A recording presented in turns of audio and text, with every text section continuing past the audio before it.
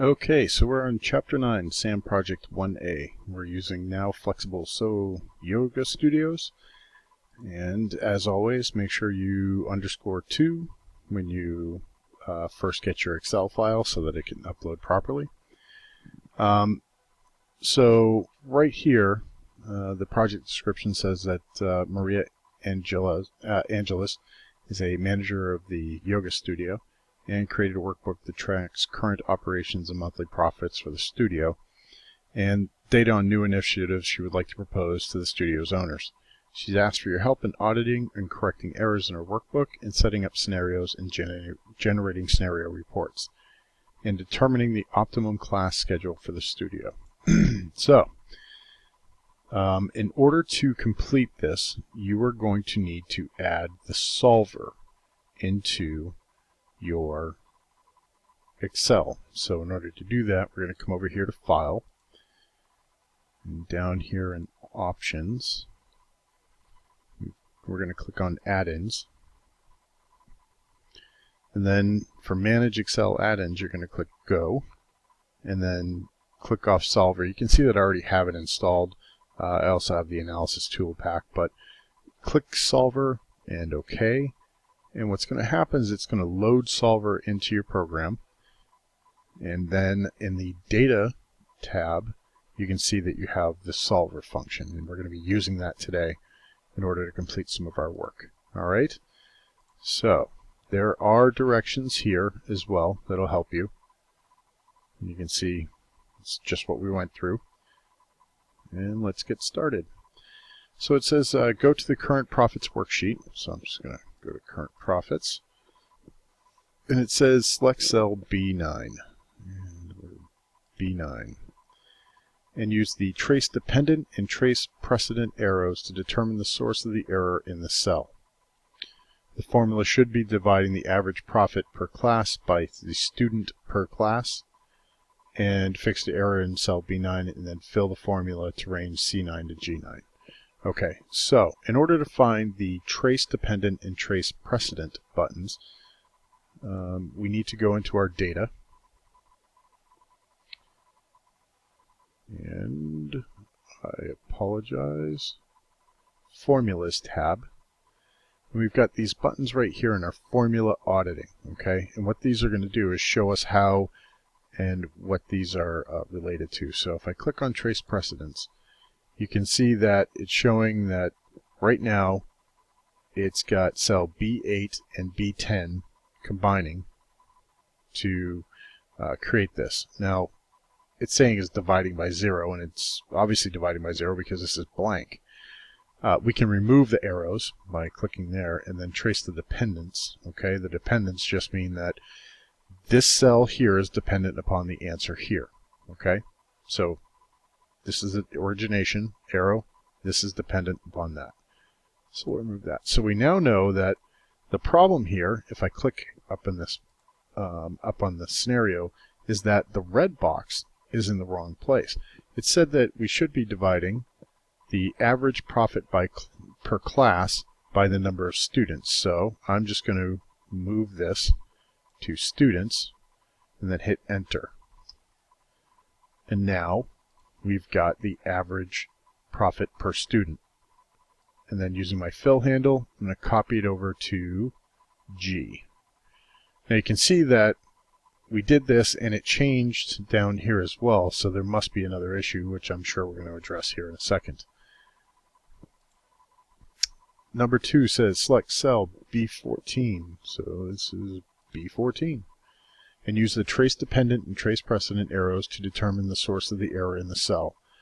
The formula should be multiplying the average profit per student by the number of students per week.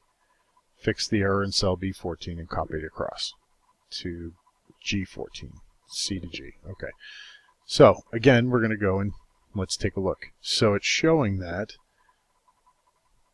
this cell right here, and it looks like where it says beginner, are leading here. And if we click here, we can see that it is correct. It's beginner. It should be a number, not a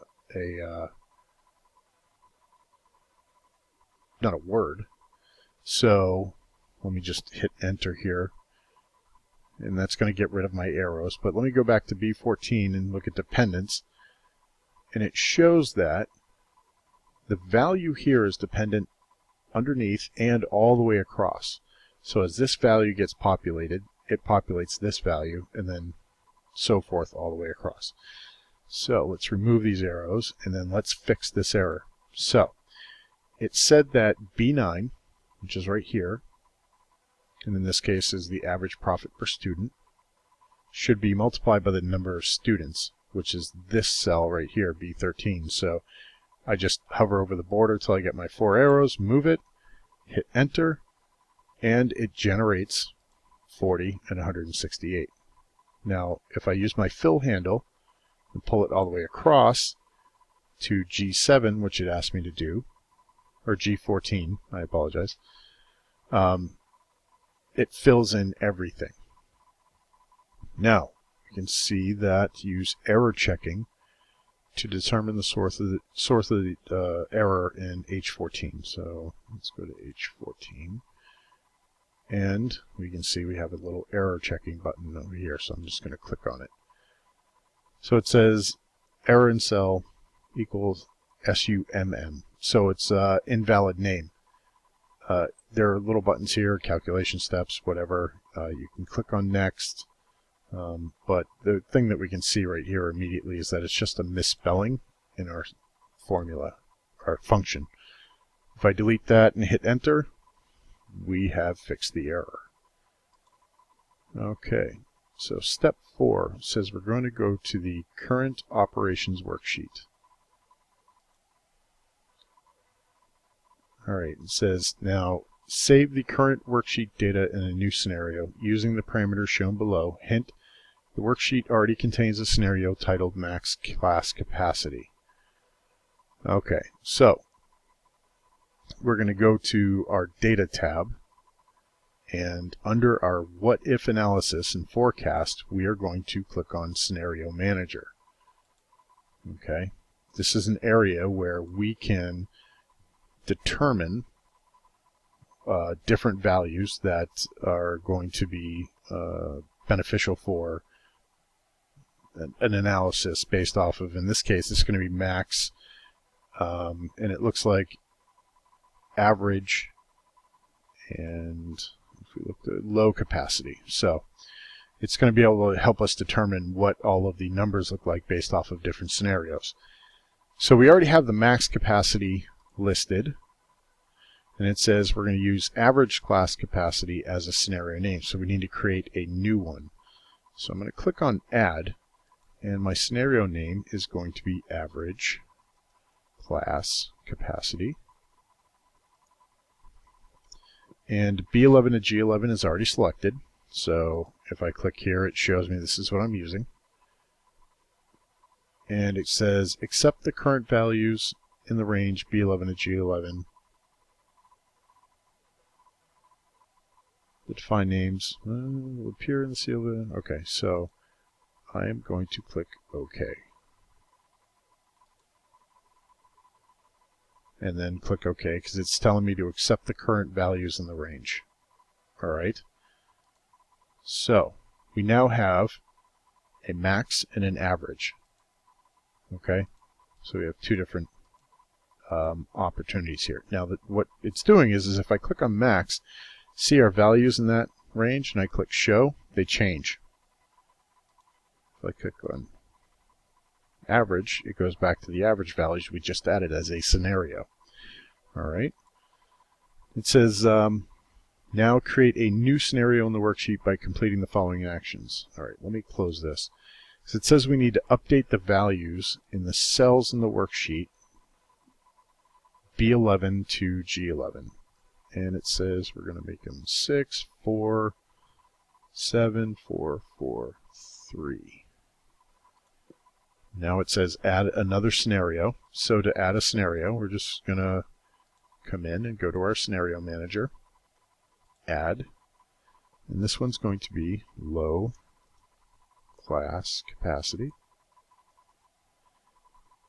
B11 to G11. I'm going to click OK. I'm going to accept what's in here, click OK. And then it says define values appear in the dialog box. Okay, so now it's saying display the max capacity, class capacity scenario values in the current operation. So in order to do that, you can see it's showing our low one we just entered. This was the one we had when we first started, and now if I click on show, it shows me the max, which is what it's asking for, and I can close out of that. So now we can take a look at different scenarios and determine how much money or average profits per class we're going to make based off of different variants. Alright, so number 7, go to the new classes worksheet. Add data validation to cell C10 with the following parameters. Okay, so let's go to cell C10, and our data validation is going to be over here, I believe, right here. So we're going to add data validation. I'm just going to click on here, and it opens up a box. All right. It says the cell should only allow whole number values greater than 0. So allow whole number between, nope, we want greater than, right? So that's what it told us. And the minimum is 0. And then it says the input message should be minimum class size. So our title, minimum class size. And then our input message is enter the minimum class size, include the period. The error alert title should say class size error, and the error message minimum class, so the minimum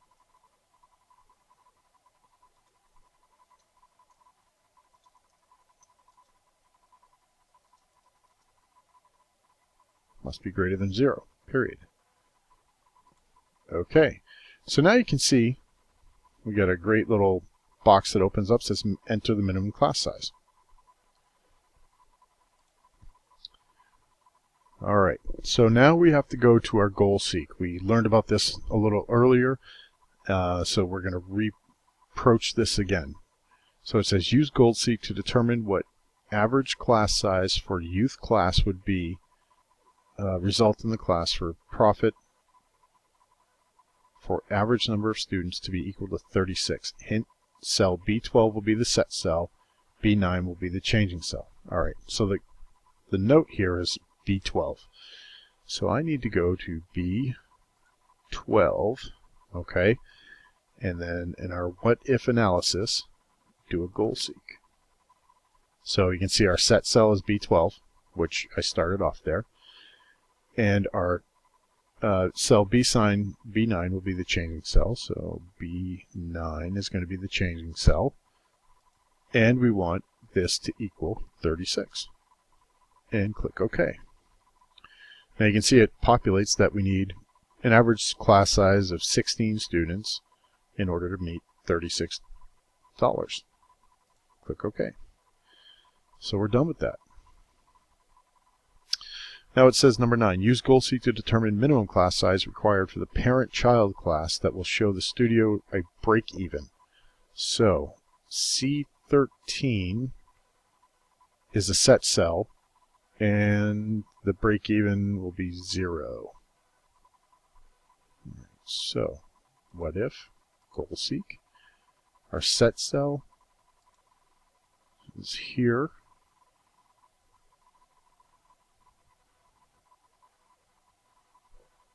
and will be break even at 0.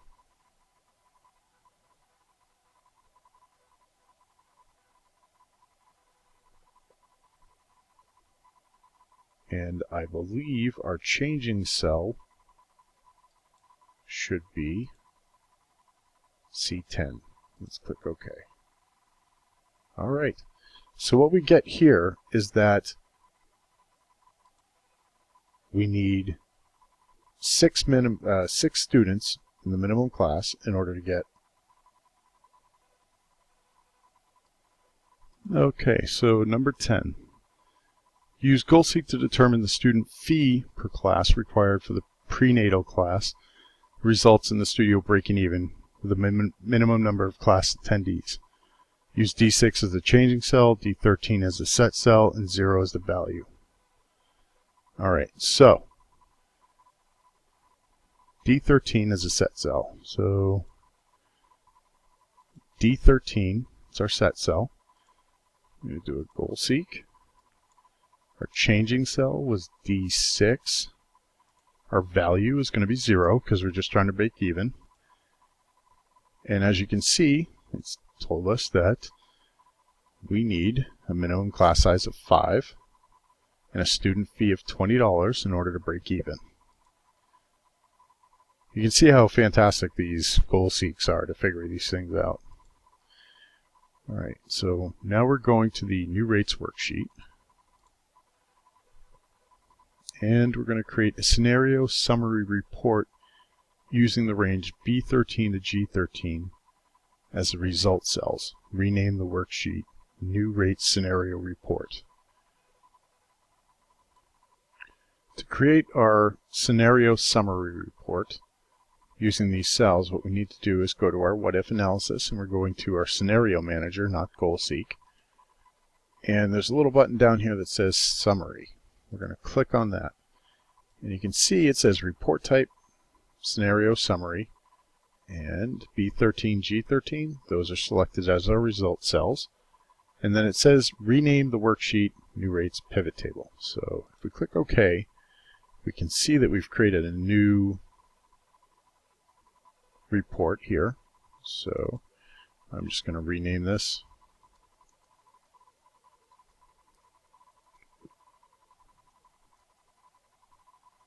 New rates pivot table. Oh, sorry. New rates scenario report. I apologize. There we go. Now it says return to the new rates worksheet and create a scenario pivot table report. So again, we go to what if analysis, scenario report, summary. Now we're going to choose a pivot table report based off of the same cells. Click OK, and now we get this.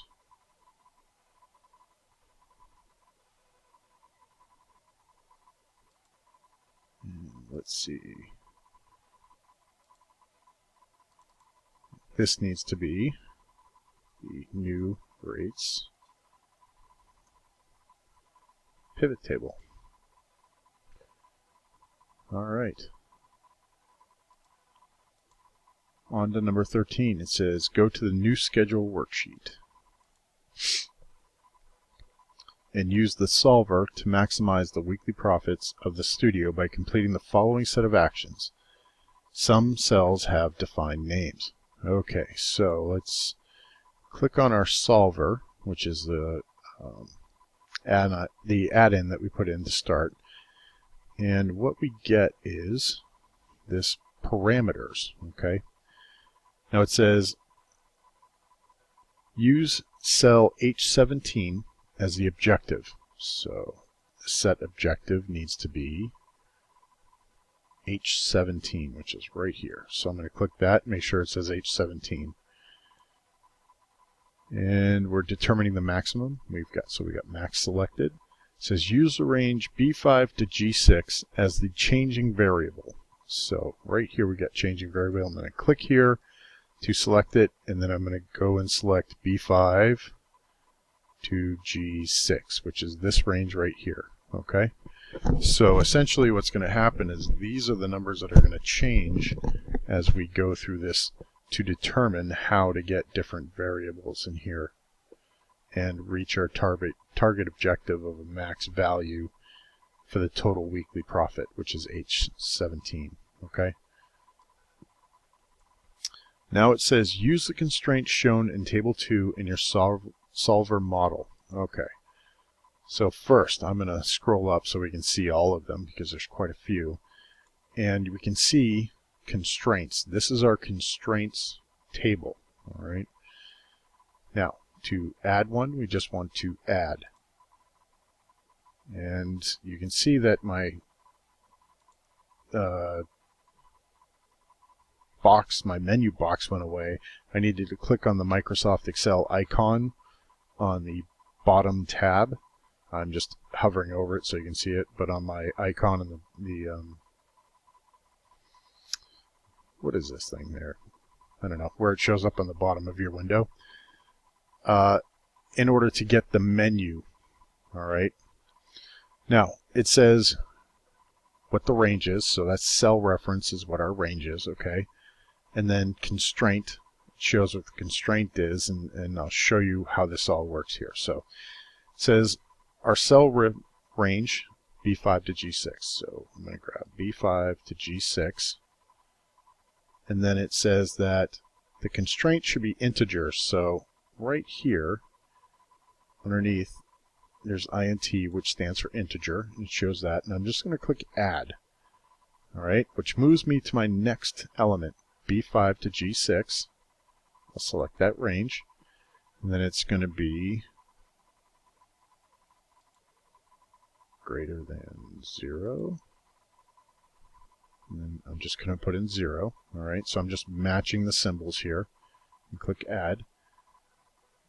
And then it says my new range is going to be B7 to G7. So I'm right here. B7 to G7 is going to be 3. So B7, G7, 3. Click add. B7 to G7. And it's going to be 10. Add. And then H5. So let me move this a little bit here. So we're going H5 is going to be right here. You can see we want it to equal 30.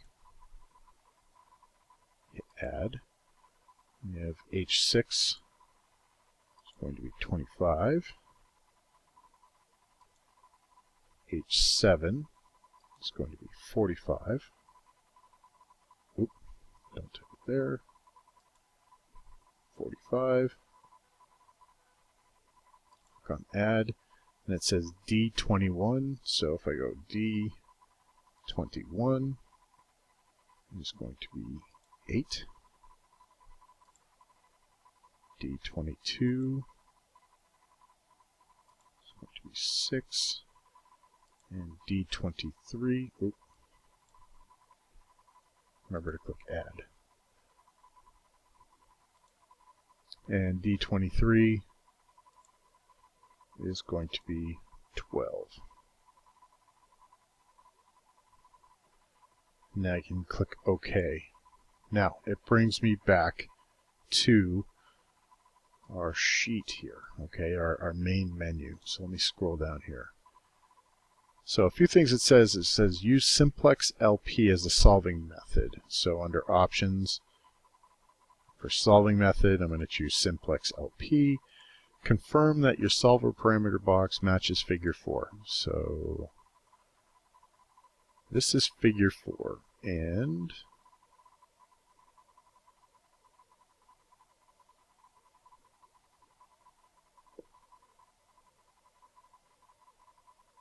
eight, 6, 12, 30, 25. Okay, so that looks pretty close, or pretty good. It looks like everything's in there.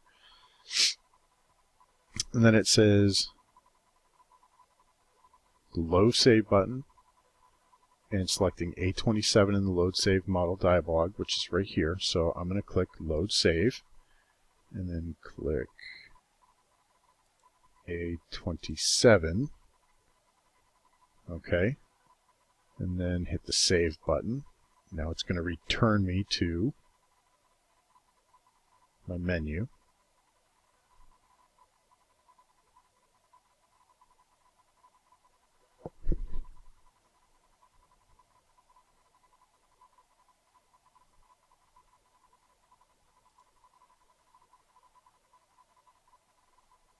think I might have a slight error. Let me take a quick look here. Okay, so I did find an error. I had errantly clicked a wrong box, so I fixed it. So I do have the daytime classes, the evening classes here, okay? And then my total classes for 12, my day class is 30, evening class is 25, weekly class is 45. So everything in here, and the day class is 30. So everything is in here. It's just a little out of order, but that's okay. So the next step here says that solve the model keeping the solver solution. Okay, so I click solve. You can see that it's generating a bunch of information here. Okay, and it's going to provide me with a solver solution. I'm going to click outline reports and answer, because if it says create an answer report. There we go. So answer report 1 is what we're looking for. And then it says this is going to be new schedule answer report. Now, the last piece that it says is we need to mark our workbook as final. So to do that, we need to go over to File, and right here under Protect Workbook, we get Mark as Final. What it does is it shows you that it's protected, so the workbook has been marked as final to discourage editing. Okay, that's what it looks like. And up at the top it says marked as final, and you can edit it anyway. So somebody can go and click on this and edit anyway and get in and edit it. But what it's showing is that you, the author, has marked it as final. And that's it. You just need to save this and submit it. Thank you for following along, and I hope you're having a great week.